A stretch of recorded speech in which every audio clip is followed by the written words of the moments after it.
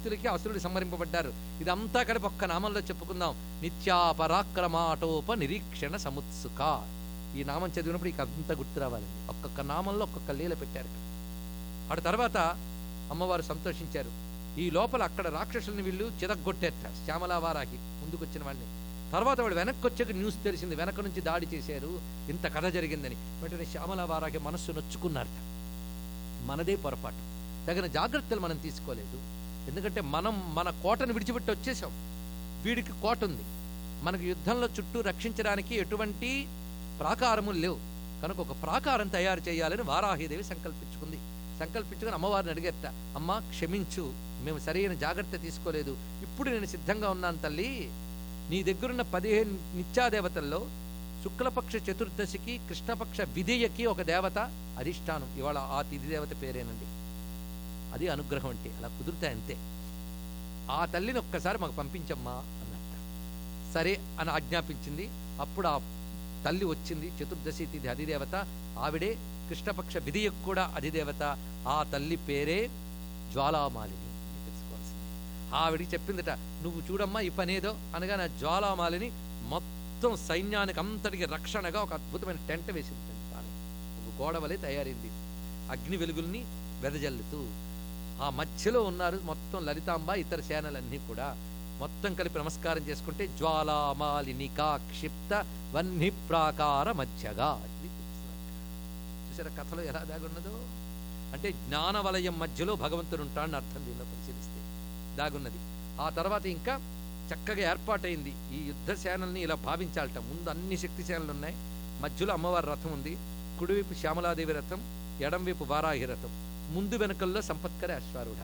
ఇలాంటి సైన్యాన్ని ధ్యానిస్తేనే ఒక విశేషం. చుట్టూ జ్వాలామాలిని ప్రాకారం, మధ్యలో అనేక శక్తి సేనలు. ఇది భావన చేయాలి. వాటి తర్వాత ఇంకా భండాసురుడు కొడుకులున్నట్టు 30 మంది. వాళ్ళు నాన్న మమ్మల్ని ఒక్కసారి పంపించి వాళ్ళ పని అంతా పూర్తి చేసి వస్తామని బయలుదేరారు. ఎవరు? 30 మందిను. వేదాంతం వీళ్ళని అవిద్యావృత్తులని పేరు పెట్టిందండి. ఇది తెలుసుకోవాలి. అవిద్యావృత్తులు 30 మంది బయలుదేరట. బయలుదేరినప్పుడు ఊళ్ళో వాళ్ళందరూ కిరీటాలు, తర్వాత తిలకాలు, నీరాజనాలు ఇచ్చారట. విజయోస్తు దిగ్విజయోస్తని. పెద్ద హీరోలు, సామాన్యులు కారు. ఇదివరకు దిక్పాలకుల్ని దేవతల్ని గడగడలాడించిన మహాప్రతాపవంతులు. అందుకు కావలసినంత పొగరమొత్తనంతో బయలుదేరి వీళ్ళందరూ కూడా 30 మంది అక్షౌహిణి శానలతో వచ్చారు. బోల్డని శానలు వాళ్ళకి. 30 మంది వస్తూ ఉంటే అమ్మవారి రథంలో అమ్మవారి పక్కన ఒక ఆవిడ కూర్చుందండి, చిన్న పిల్ల. ఆవిడ కూర్చుని, అమ్మా నేను వాళ్లతో యుద్ధం చేస్తానంట. ఇదిగో నువ్వు యుద్ధం కోసం రాలేదు తల్లి, నువ్వు నా ప్రాణానివి, నువ్వు నా హృదయానివి, నువ్వు నా దగ్గర కూర్చో అంతే చాలు అన్నది. లేదు నేను యుద్ధం చేస్తాను కోడ పెడుతుంది. వాళ్ళతో యుద్ధం చేస్తాను అంటే, లేదు లేదు నువ్వు ఇక్కడే ఉండాలి, చెప్పానుగా నువ్వు నా ప్రాణానివని. మనం అర్థం చేసుకోవాలండి. ప్రాణానివి అంటే ప్రాణశక్తి. ఆవిడ అక్కడ ప్రధానంగా కూర్చుంది. ఇప్పుడు జ్ఞానశక్తి క్రియాశక్తి అయిందా, ఇవిడ ప్రాణశక్తి, అమ్మవారి హృదయశక్తి. పైగా బాల, ఆవిడ పేరు బాల మహాత్రిపుర సుందరి. ఆ తల్లిని ఉద్దేశించి, నువ్వు నా ప్రాణం, నువ్వు వెళ్ళడానికి వీల్లేదు అందట, నేను వెళ్తాను అని ఒక మాట అందట. పిల్లలు ఆడుకుంటానంటే తల్లి పంపదా ఏమిటి అన్నదట. ఓహో ఆడుకుంటావా తల్లి, సరే అయితే నీకు రథం తయారు చేయాలప్పుడు నేను యుద్ధానికి వస్తావని అనుకోలేదు, నీకు రథం రెడీ చేయలేదు, సరే ఇస్తానని శ్రీచక్రం నుంచే రథం తీసిందట. శ్రీచక్రం నుంచే తీసిందని ఇప్పటికి 3 చెప్పుకున్నాం. అంటే అర్థం ఏంటి? అన్ని అమ్మల రూపము శ్రీచక్రంలోనే ఉంది. అందరు తల్లులు లలితలోనే ఉన్నారు. ఇది తెలుసుకోవాల్సిందే. లలిత నుంచే వీళ్ళందరూ వస్తున్నారు. ఆ చిన్న తల్లి బయలుదేరిందండి, బాలా త్రిపుర సుందరి. ఆవిడ చక్కగా సిద్ధపడి వస్తోంది. ఇప్పుడు రథం ఏర్పాటు చేసింది. ఆ రథానికి 100 హంసలు నడుపుతున్నాయట. చాలా రహస్యం అండి. హంసలు అంటే యోగ భాషలో ఊపిరి, ఉచ్ఛ్వాస నిశ్వాసలు. బాలా మంత్రాన్ని ఉచ్ఛ్వాస నిశ్వాసలతో జపిస్తే చాలా గొప్పదని మంత్రశాస్త్రం చెప్తోంది. అదొక రహస్యం. ఏ మంత్రాన్నైనా ఉచ్ఛ్వాస నిశ్వాసలతో జపించే శ్రేష్టం. బాలా మంత్రం మరింత. అంటే హంసలు నడుపుతున్న రథం అంటే ముఖ్య ప్రాణం సంచరిస్తోంది ఊపిరి ద్వారా మనలో. ఆ ప్రాణస్వరూపాన్ని చెప్తోంది. అంటే ప్రాణస్వరూపమే లలిత. బాలని చిన్నపిల్ల అని తీసేయడానికి లేదండి. బల బాల రెండో ఒకటే అర్థంట. బలం అంటే ప్రాణం, ప్రాణశక్తి. బాల మహాశక్తి స్వరూపుడి, సామాన్యం కాదు. బాలాతత్వ ఉపాసన హైందవ సంస్కృతిలో చాలా గొప్ప కాన్సెప్ట్ అది. భగవంతుడిని విరాట్ రూపంగా పూజిస్తాం, బాలుడిగా కూడా పూజిస్తాం. భగవంతుడిని బాలుణ్ణి చేసి ఎత్తుకోగలిగినటువంటి శక్తి భారతీయుల భక్తిలో ఉందండి. అందుకే వైష్ణవతత్వంలో బాలకృష్ణుడు, శివతత్వంలో బాలసుబ్రహ్మణ్యుడు, శక్తితత్వంలో బాలా త్రిపుర సుందరి. ఇది బాలా ఉపాసన. బాల అంటే చిన్న ఉపాసన కాదు. అది మొత్తం డెన్సిఫైడ్, అది సామాన్యమైన అంశం కాదు. బాల చాలా గొప్ప శక్తి. ఈ బాలాత్రిపుర సుందరి ఉపాసన విశేషాలు భారతదేశంలో చాలా ఉపాసకులకు అనుభవాలు. అమ్మవారి ఉపాసన చేసే ఇళ్లల్లో బాల తిరుగుతూ ఉంటుందిట. ఆ మధ్య ఒక సిద్ధపురుషుడి ఇంట్లో ఒక గాజులు వాడు వస్తే ఇంట్లో 6 ఉన్నట్ట, 6 గాజులు వేసుకున్నట్ట. డబ్బులు ఇచ్చేటప్పుడు మాత్రం 7 మందికి అడిగాడు అతను. వెంటనే వాళ్ళు యుద్ధం పట్టుకున్నారు. 6 వేసి 7 మంది అంటావేంటి, ఇక్కడ చూడు 6 ఉన్నారంటే, లేదమ్మా ఒక చిన్నపిల్ల వచ్చింది వేసాను అంటున్నట్టు వాడు. ఈ లోపల ఉపాసకుడు లోపల నుంచి వచ్చి వాళ్ళు డబ్బులు ఇచ్చి పంపించానట. ఏమిటంటే మరి 7 మందికి వేయలేదండి, వేసాడు అతను, పంపించానట.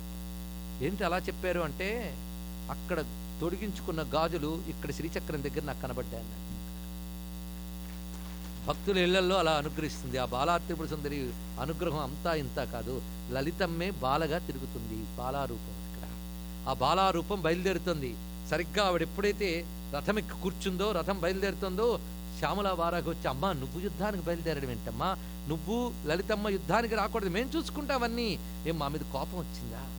ఇటు ప్రాకారం ఏర్పాటు చేయక ముందు వెనక నుంచి వాళ్ళు వచ్చి కొట్టారు గనక మా తప్పు మీద కోపగించుకుని ఇలా బయలుదేరావా తల్లి అంటున్నట్ట. ఎవరి మాట వినిపించుకోకుండా బయలుదేరిపోతుందండి బాలమ్మ రథంతో.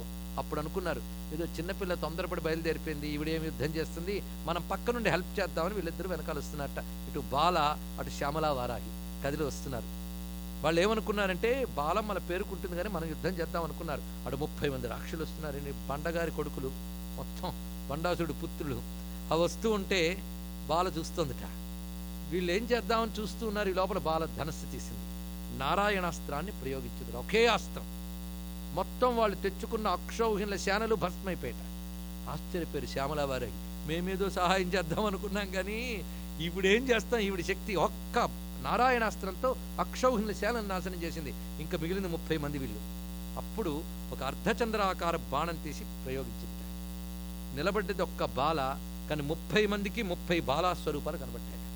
ఒక సూర్యుండు సమస్త జీవులకు తానొక్కొక్కడై తోచుపోలిక అని భాగవతంలో భీష్ములు వారు వర్ణించినట్లుగా 30 బాలాస్వరూపాలు కనిపిస్తున్నాయి.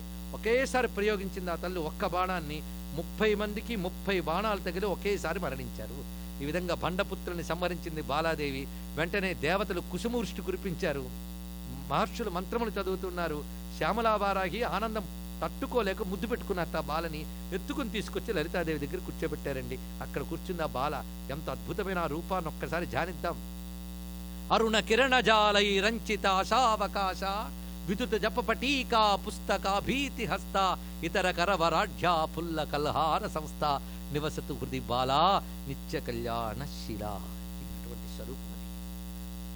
అది చూసి ఆనందించింది తల్లి. ఇంత కథని ఒక్క నామంలో చెప్తున్నాం. పండపుత్ర వధోద్యుక్త బాలా విక్రమ నందిత. ఆ నామం అనగానే అదంతా గుర్తు రావాలండి. ఇంతవరకు అంతా బాగుంది. ఈ లోపల విశుక్రుడు ఒక మాయ చేసేట.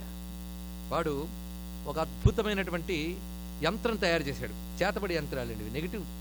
నెగిటివ్ పవర్స్ను ఉపాసిస్తే క్షుద్రోపాసన, పాజిటివ్ పవర్స్ను ఉపాసిస్తే దేవత ఉపాసన. ఇది తెలిసింది కదా. ఉపాసన అంటే ఏమిటో కాదు, కాన్సన్ట్రేషన్ ఆఫ్ థాట్. ఇది ఒక పాజిటివ్ థాట్ మీద మీరు కాన్సన్ట్రేషన్ ఫోకస్ చేస్తే అది దేవత ఉపాసన సిద్ధిస్తుంది. కాన్సన్ట్రేషన్ అయింది. నెగిటివ్ని చేస్తే అదొకటి. నెగిటివ్ని ఉపాసించే వాళ్ళు ఏం చేస్తారంటే దాన్ని కాన్సన్ట్రేట్ చేసి ఇంకోటి మీద వేస్తుంటారు, అదొకటి. వీడు అలాంటి వాడు. వీడు ఒక యంత్రం తయారు చేశాడు. దీని పేరు విఘ్నశిలా యంత్రం. దీన్ని తయారు చేశాడండి. అందులో 8 మంది దేవతల్ని పెట్టాడు, క్షుద్ర దేవతల్ని. వాళ్ళ పేర్లు చెప్తాం వినండి, ఎంత బాగుంటాయో. అలస, అంత తీయగా ఉంది కదా పేరు. అలస ఎంత మృదువుగా ఉందో, అంటే సోమరిపోతాను అని అర్థం. ఇక్కడ 8 మంది రాక్షసుల పేర్లు చెప్తాం, వాళ్ళ కేర్ ఆఫ్ అడ్రస్ తెలిసిపోతుంది చూడండి. అలస. ఇవి ఒకవేళ దీని పురాణంగా కాకపోయినా మామూలుగా వింటే పిల్లలకి మనకి పర్సనాలిటీ డెవలప్మెంట్, మేనేజ్మెంట్ స్కిల్స్ అన్ని ఇందులో ఉన్నాయండి. మొత్తం విఘ్న శక్తులు 8 రకాలు ఉంటాయని చెప్తున్నాడు. ఒకటేమిటి అలస, సోమరితనం. అవునా కాదు మీరే చెప్పండి. ఆధ్యాత్మిక కదా, ప్రతిదానికి ఇదే అవరోధం. పిల్లలకి ఇలాంటి కథలు వినిపిస్తే వాడు బతుకు బాగుపడుతుంది అని భయంతో మనం వినిపించనివ్వట్లేదు. సరే, అలస. దాని తర్వాత రెండో శక్తి నిద్ర, చెప్పక్కర్లేదు. మూడవ శక్తి తంద్ర. తంద్ర అంటే కునికిపాటు. ఒక ఆయన ప్రవచనం చెప్తుంటే అన్నాడు, ఆ రెండింటికి నేను అర్థం చెప్తానన్నాడు. ఏమిటంటే 6:30 నుంచి 8:30 వరకు ప్రవచనం అండి. 6:30కు వచ్చి పక్కవాడికి చెప్పి 8:30కు లేపు అని నిద్రపోతే దాన్ని నిద్ర అంటారు. మధ్యలో లేచి వింటే తంద్ర అంటారు అని చెప్పాడు. ఇక్కడ కునికిపాటు. పుస్తకాలు పట్టుకుని కొందరు కునుకుతూ ఉంటారు. ఇవి ఎవరికైనా డెవలప్మెంట్లో, ప్రోగ్రెస్లో దెబ్బే. ఏ విద్యకైనా దబ్బే. కనుక 3 అయిపోయి ఎప్పుడు అలస, నిద్ర, తంద్ర, దీనా. దీనా అంటే దిగులు. ఎప్పుడు దిగులు మొహం వేసుకుని కూర్చుంటారు కొంతమంది. వాళ్ళు ఏమీ సాధించలేటండి అంటారు. మొగుడు కొట్టాడా మొహం తీరా అంటే మొహం తీరే అంటారు. అలా ఎప్పుడు దిగులు మొహాలు వేసుకుని ఉంటారే వాళ్ళు దీనా. ఎప్పుడు కంప్లైంట్, ఏది అడగని ఎలా ఉన్నారంటే ఏం చెప్పేదండి బాబు అని కొంతమంది అసలు తీరికలకు చెప్పట్లేదు, కానీ కొంచెం తీరుకుంటే బాగున్నామండి అనరు, బాగులేవనేది ఇంత నింపుతారు కదా. వీళ్ళ పేరు దీనా. ఇంకోటి కృపణ. కృపణ అంటే పిరికితనం. ప్రధానికి అదొకటి. ప్రధానికి పిరికితనం, ముందు అడుగు వేయడానికి పిరికితనం. ఈ పిరికితనం అంతా కృపణ అని చెప్తున్నారు. ఇంకో తర్వాత అటువంటి మాట ఉంది, క్లీబా. క్లీబా, మీరు క్లీబా అంటే క్లభ్యం అస్మగమపార్థానైతత్వయుపపద్యతే. సరిగ్గా భగవద్గీత అంతా ఈ కథలో చూడొచ్చండి. భగవద్గీత అయినా లలిత అయినా ఏదైనా విషయం ఒక్కటే, హిందూ ధర్మం ఒక్కటే. పుస్తకాలు మారాయి కానీ జ్ఞానం మారలేదు. ఒకే జ్ఞానాన్ని అనేక పుస్తకాల్లో తెలుసుకుంటున్నాం. అందుకే నిద్రాతంద్ర లాంటి భేదాలుంటే భగవద్గీత వింటున్న ఆవలింతలు వస్తూ ఉంటాయి. ఇవన్నీ భండాసురుడి సైన్యం, జయించాలి మనం, తెలుసుకోండి. ఇక్కడ అవి అసుర శక్తులు అవి. మొత్తానికి నిద్రాతంద్ర తర్వాత క్లీబాగాడు వచ్చాడు. క్లీబా అంటే అక్కడ దాకా ఫుల్ యాక్టివ్గా వెళ్తాట. అక్కడికి వచ్చినప్పుడు అసలు చెయ్యాలే లేదా అని డౌట్. దీని కర్తవ్య విమూఢత్వము అంటారండి. ఇవన్నీ కూడా అది సరిగ్గా వచ్చింది మహానుభావుడు అర్జునుడికి. అవునా లేదా? వచ్చి ఏమన్నాడైనా అక్కడ దాకా వచ్చి యుద్ధం చేయాలని లేదయ్యా అని. వాడికి లేకపోతే లేదు. కృష్ణుడితో అంటాడు, యుద్ధం చేయకపోవడం అనేది బెటర్ కదా, యుద్ధం చేసి వచ్చేటువంటి కూడు తినే కంటే సన్యాసం చాలా బెటర్ అనిపిస్తోంది కృష్ణ అన. పైగా అహోబత మహత్పాపం కర్తం వ్యవసిత వయం. మనం ఎలాంటి పాపం చేయడానికి వచ్చాం, మనవని కలిపేసుకున్నాడండి ఏకంగా. చూశాడు కృష్ణుడు, వీడి ముందు చేవాట్లయ్యాలని క్లైబ్యమ్మాస్మగమ పార్థ, నపుంసకుళ్ళ మాట్లాడు అర్జున అన్నాడు. ఇదండి భగవద్గీత. అందుకని భగవద్గీత అంటే ఘంటసాల పాడినట్టు స్మూత్గా ఉండదు. అది వేణునాదం కాదు, పాంచజని శంఖారావం. భగవద్గీత మాకు అర్థం కావట్లేదు, ఎవడైనా పోతే సీడీ పెడతారని. భగవద్గీత అంటే ఇప్పుడు వినడమేంటండి అన్నది ఒక ఆవిడ. అంటే ఎప్పుడు వినాలి? పోయిన తర్వాత. ఎవడు వింటాడు? పోయినవాడా? వీడికి అలాగో అర్థం కాదు. బతుకున్న వాళ్ళ కోసం భగవద్గీత. నాకు భగవద్గీత ఇప్పటి నుంచి వద్దంటే నాకు ఇప్పటి నుంచి బతకాలని లేదన్నట్టుంటుంది. కనుక ఆధ్యాత్మికత ఎవరి కోసం? బతుకున్న వాళ్ళ కోసం. నాకు అవసరమా? నువ్వు బతుకున్నావా, బతుకుండాలి అనుకుంటున్నావా, దెన్ గో టు ఆధ్యాత్మికత. తెలుసుకోండి, ఇక్కడ భగవద్గీత అది. ముందు కృష్ణ పరమాత్మ చివాట్లు పెట్టండి, గీత చెప్పలేదు. క్లభ్యమ్మాస్మగమ పార్థ. ఎందుకంటే అప్పుడు అర్జునుడు అహంకారం వ్యక్తం చేశాడు, మనవని కలిపేసుకున్నాడు. క్లభ్యమ్మాస్మగమ పార్థ తిట్టాడు. తిట్టగానే క్షమించవయ్యా, ధర్మ సమ్మూఢ చేత ఏం చేయాలో తెలియట్లేదు, పిచ్చోడిని అయిపోయాను, ఇది ధర్మం ఇది అధర్మం నిర్ణయించలేకపోతున్నాను, శిష్యస్తేహం సాధిమాం తాం ప్రపన్ను, సరెండర్ అయిపోయాను చెప్పవయ్యా అన్నాడు. వినయానికి జ్ఞానం వస్తుంది కానీ అహంకారానికి జ్ఞానం రాదు. ఎప్పుడైతే శరణాగతుడు అయ్యాడో అప్పుడు భగవద్గీత వచ్చింది మనకి. కానీ క్లైబ్యమ్మాస్మగమ పార్థ, అదే క్లీబా అంటే. పని చేయడం దానికి వచ్చి కన్ఫ్యూజన్ అయ్యి వెనకెళ్ళిపోవడమే క్లీబత్వం, కన్ఫ్యూజన్ ఒక మాటలో చెప్పాలంటే. తర్వాత మరొకటి ఉంది నిరహంకార. ఇది 7వది. లెక్క పెట్టుకుంటున్నారా? మధ్యలో నిద్రాతంద్ర లేకపోతే తప్పకుండా గుర్తుంటాయి. నిరహంకార. నిరహంకార అంటే అహంకారం లేకపోవడం అంట. ఏమిటంటే ఇందాకే చెప్పారు అహంకారం ప్రమాదకరమని, ఇప్పుడు నిరహంకారం ప్రమాదకరం అంటున్నారు. ఏమిటి మీ ఇష్టం వచ్చినట్టు చెప్పేస్తారా ఏంటి? దురహంకారం ప్రమాదంగా ఎంత ప్రమాదమో నిరహంకారం అంత ప్రమాదం. అంటే నేను చేస్తున్నా, నేను చెయ్యగలనన్న కాన్ఫిడెన్స్ ఉండాలండి.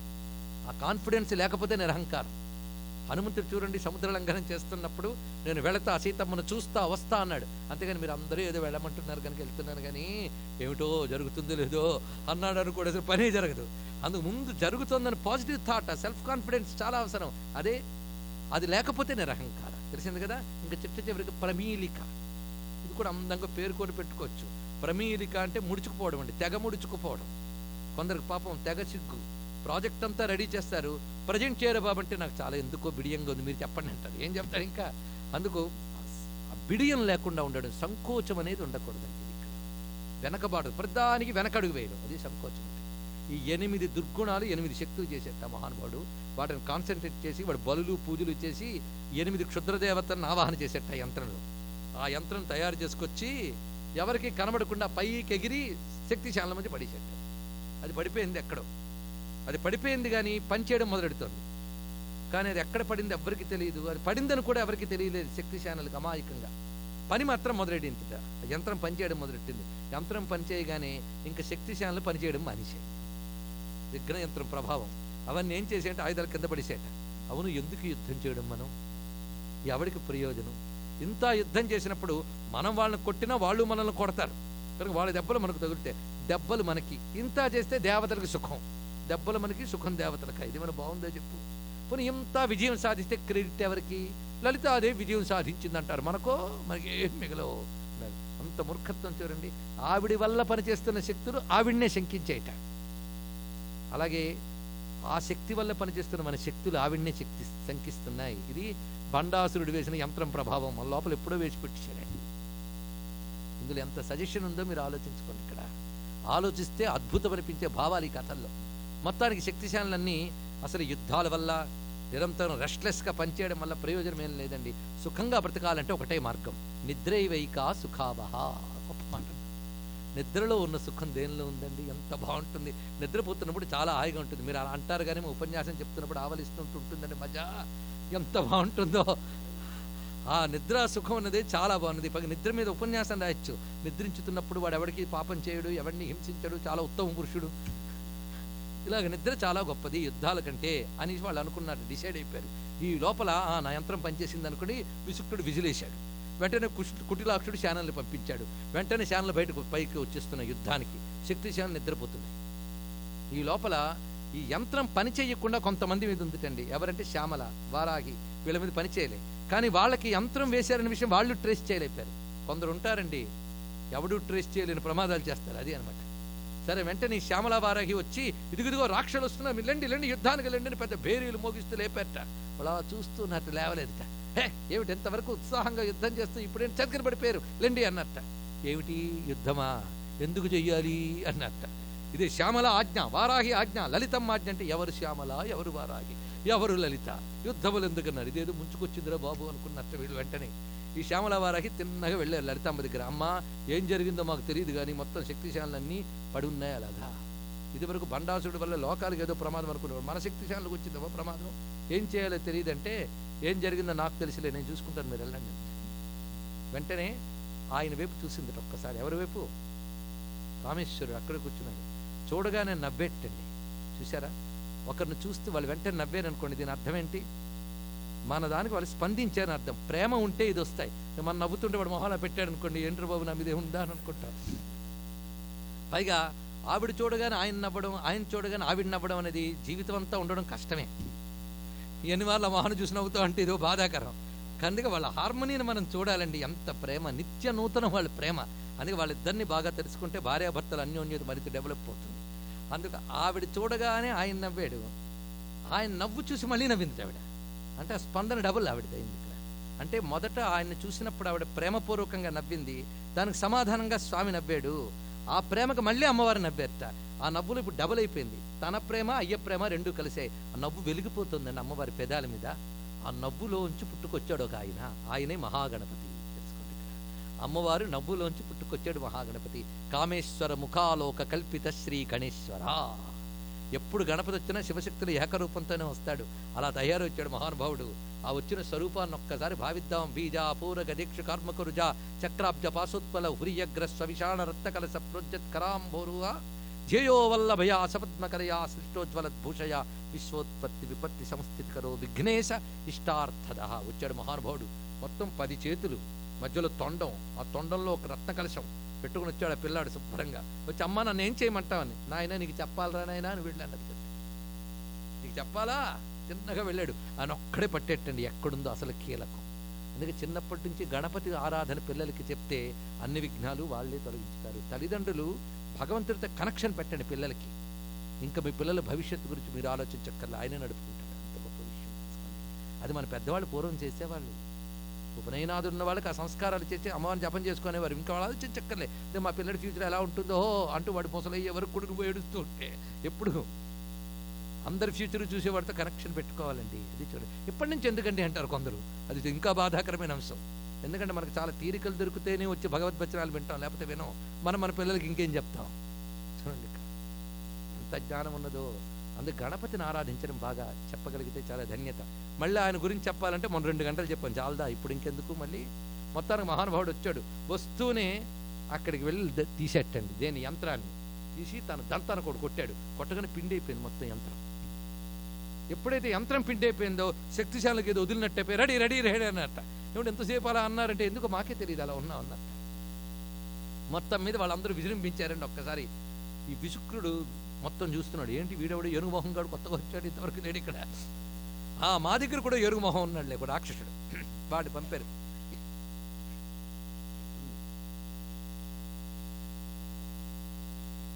విష్ణు విష్ణు విష్ణు ఇదం విష్ణు విచక్రమే త్రేధానిదే పదం. ఆ ఏనుగు మొహం గాడిని పంపించారు. వాడు గజాసురుడు అండి. వీడొకడు గజాసురుడు అంటే ఏమిటో కాదు, తన బాడీని చూసుకుని తాను గర్వించే వాళ్ళందరూ గజాసురులే. ఎందుకంటే గజానికి గర్వించడానికి ఉన్నది బాడీయే. దేహాత్మ భ్రాంతి అని వేదాంతంలో దీని పరిభాష.